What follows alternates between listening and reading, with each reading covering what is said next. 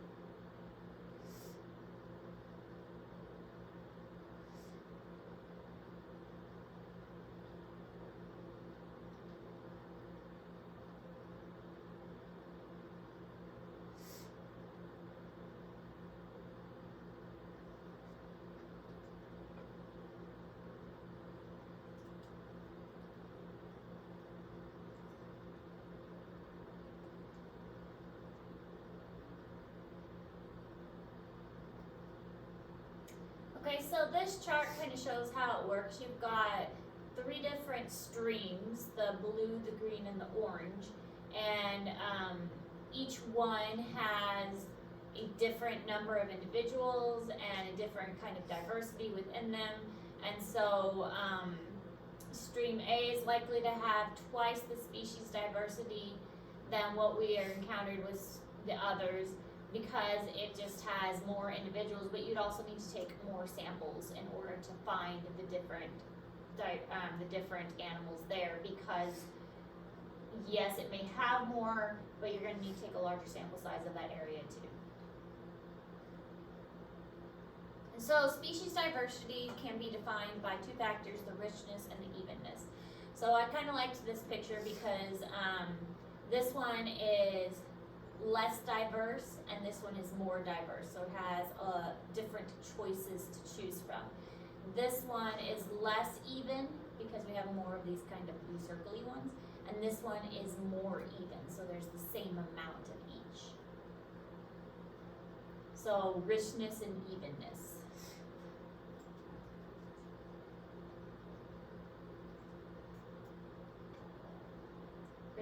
Richness is the number of species in the community, and evenness is the relative abundance of the species.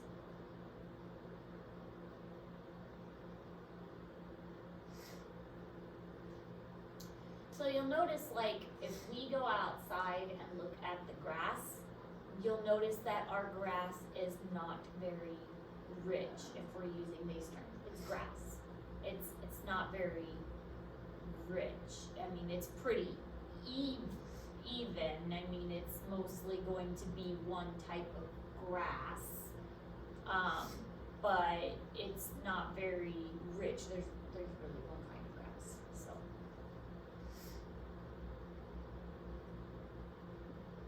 really not much diversity or much change there.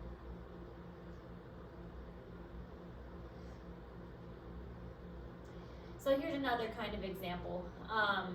If you're looking at trees, especially kind of in Missouri, we have a variety of trees, but really our variety of trees kind of go one direction or another. We have a certain type. We have oaks, we have maples, we have an occasional like sycamore or locust or walnut, but predominantly we have oaks and maples. We have a couple mulberries here and there.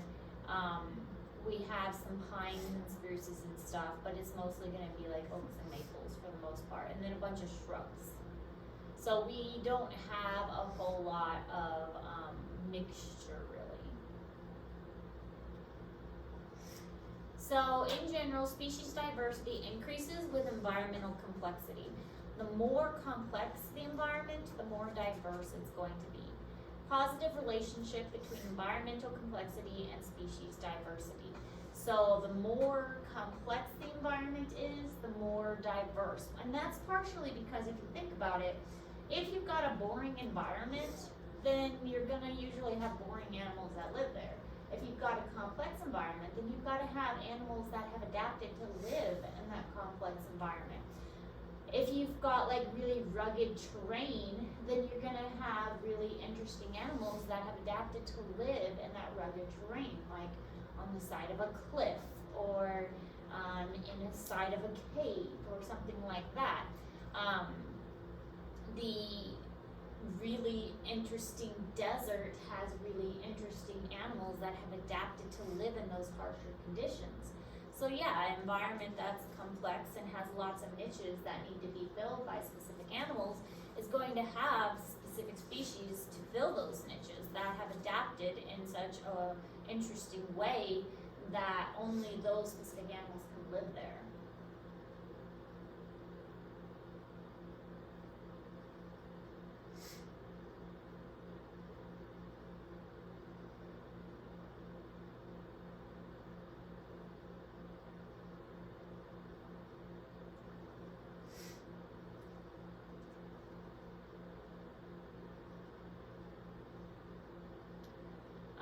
So this one shows that in many communities, bird species diversity increases with greater foliage height. So, I mean, that makes sense. As the trees get higher, the birds are going to have a greater diversity because you're going to have birds that live at different levels. You're going to have some birds that live up high, you're going to have some that live low, you're going to have some that live in the middle. Higher trees allow for more space for different kinds of birds to live. If there are just small trees, then you're not going to have as much habitat for animals to live. Think of it as kind of like apartment high-rises. If you have apartments that go higher up, you have more floors and more levels for people to live. Same idea with a tree. If you have trees that go higher up, you've got more spaces for birds to live. So it's the same kind of idea. Taller trees, more places for the birds to live. Now, variations in vegetation is the same way. You're also going to have variations in soil and water availability. So this is going to play a role in the amount of plants and things that can grow there too. So soil quality and water availability are going to impact what kinds of plants can grow there. Some plants are going to need deeper root systems, some are going to need shallow root systems. There are going to be plants that grow better next to a stream versus ones that grow better in conditions that don't have a stream or a water source next to them. There's some that need dirt and some that need well-drained sand. So depending on the plant itself, that's going to have an impact on the soil that it grows in as well. So the vegetation, the soil type, the moisture around it, there's a lot that goes into the type of plant and the animals, therefore, that live near those plants. It's all connected. It's what ecology is all about. All the connections.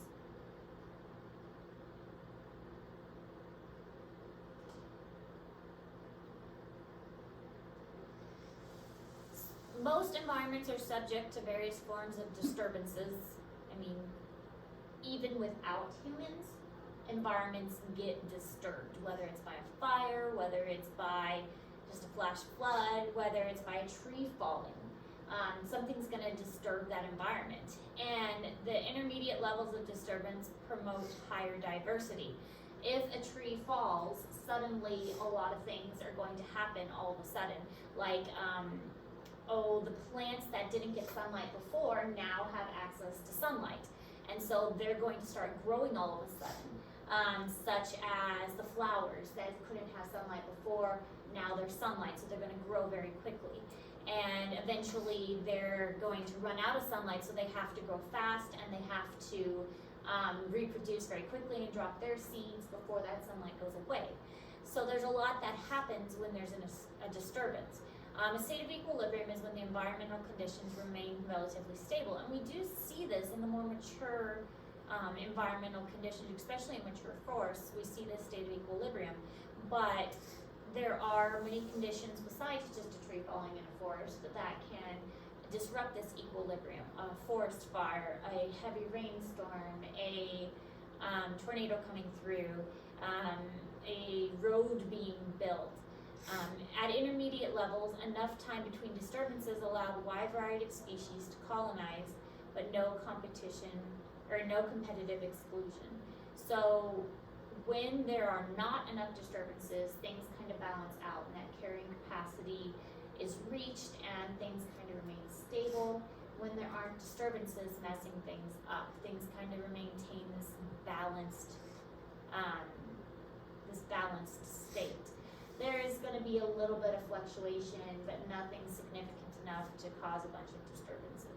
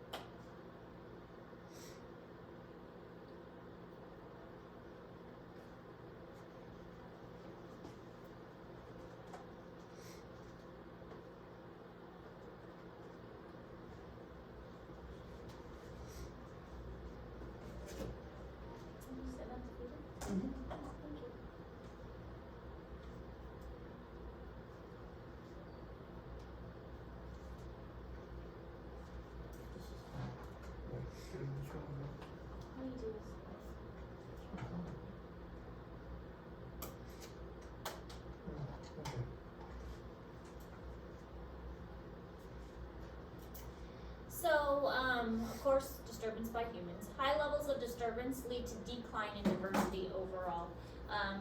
Typically, if given enough time, organisms can adapt to disturbances, but adaptation to these disturbances, unless it's a species that has relatively short lifespans, they tend to take a long time to be able to adapt. So, in the short term, it leads to a decline in diversity. Only the species who can adapt very quickly are the ones that usually survive. So in the short term, it leads to a decline in diversity, and only those that are really good at surviving are the ones that are left behind. So it looks like the rarer ones, the ones that have been there a long time, it's taken them a long time to adapt, they're the ones that are usually the first to go away. So when a disturbance happens, usually human caused, deforestation, pollution, something like that, the populations tend to drop significantly because the ones that have been there a long time, they can't adjust quite as quickly, and the diversity is going to severely decrease.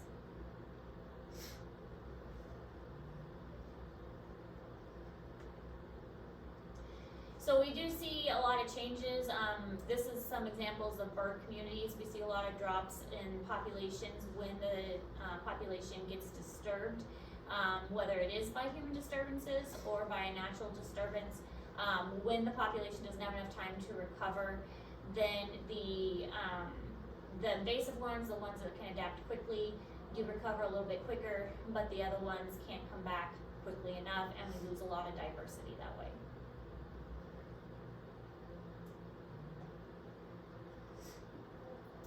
So then we come to these terms. I'm sure you've heard these terms before. We've kind of already talked about them a little bit: keystone species and umbrella species.